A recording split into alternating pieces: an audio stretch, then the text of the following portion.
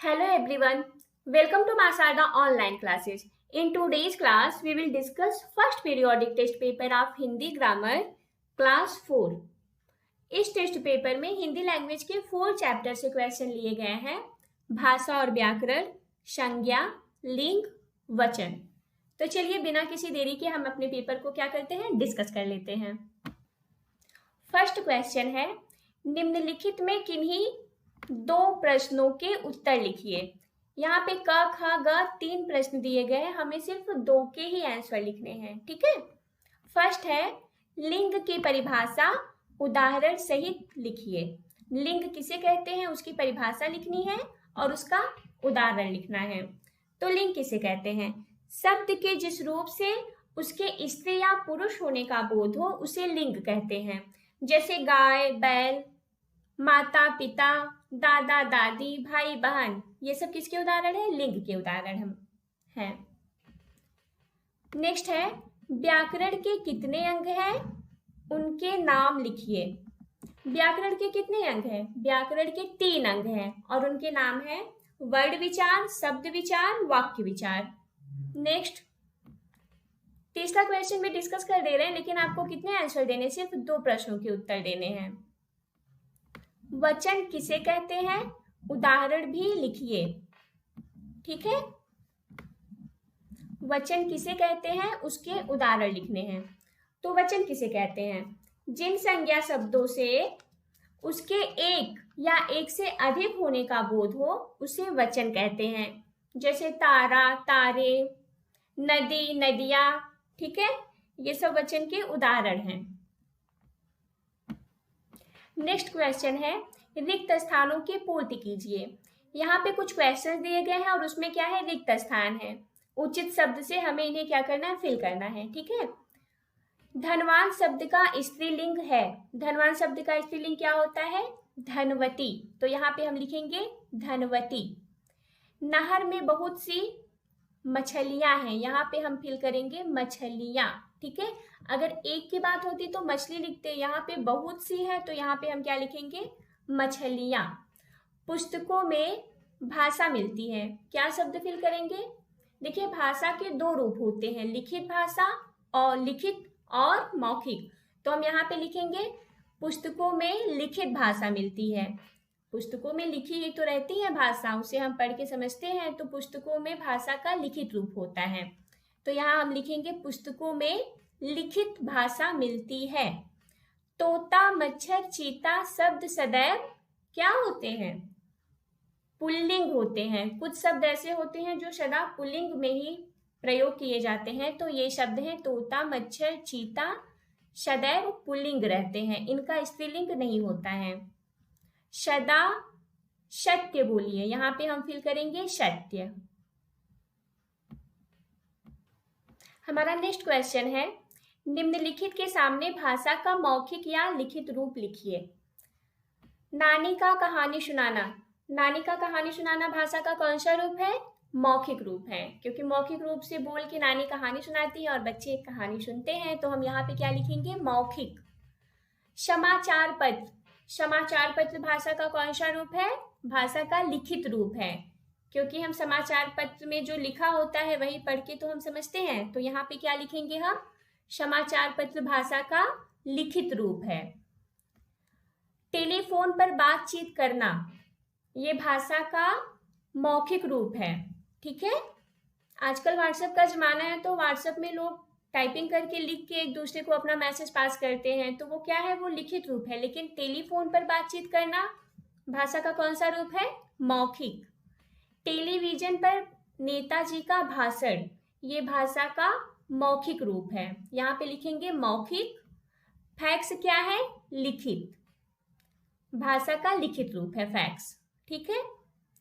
हमारा next question है, वाक्यों के सामने सही अथवा गलत के निशान लगाइए। यहाँ पे कुछ वाक्य दिए गए हैं, वाक्य को पढ़ के हमें बताना है कि कौन सा वाक्य सही है और कौन सा वाक्य गलत है। व्यक्तिवाचक संज्ञा संपूर्ण जाति का बोध कराती है, ये वाक्य सही है कि गलत? ये वाक्य हमारा गलत है, क्योंकि व्यक्तिवाचक संज्ञा संपूर्ण जाति का नहीं, विशेष व्यक्ति का बोध कराती है। और जो जातिवाचक संज्ञा होती है वो संपूर्ण जाति का बोध कराती है। तो हम यहाँ पे क्या लिखेंगे?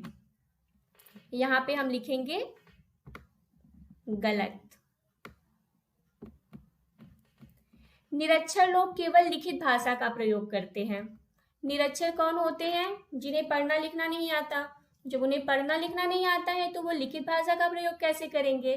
तो हमारा ये वाक्य भी क्या होता है? गलत। हिंदी हमारी राजभाषा है। Yes, this is correct statement. Hindi हमारी राजभाषा है जिसे हम राष्ट्रभाषा भी कहते हैं। तो ये हमारा सही है। दर्शन, प्राण, हस्ताक्षर आदि शब्द सदैव बहुवचन में प्रयोग किए जाते हैं। ये भी हमारा सही स्टेटमेंट है। बोली भाषा की बेटी है। ये स्टेटमेंट भी सही है। बोली को हम भाषा की बेटी कहते हैं। नेक्स्ट क्वेश्चन है, वाक्यों को शुद्ध करके पुनः फिर से लिखिए। यहाँ पे कुछ अशुद्ध वाक्य दिए गए हैं, इन्हें हमें क्या करके शुद्ध करके पुनः लिखना है। डॉक्टरों ने राजीव को देखे, तो इसका शुद्ध वाक्य क्या होगा? डॉक्टरों ने राजीव को देखा। कुछ दिन ऐसे ही बीत गया, तो ये अशुद्ध है, इसका शुद्ध वाक्य होगा कुछ दिन ऐसे ही बीत गए। पुस्तकें अलमारी में रखा है, तो इसका शुद्ध वाक्य होगा पुस्तकें अलमारी में रखी हैं।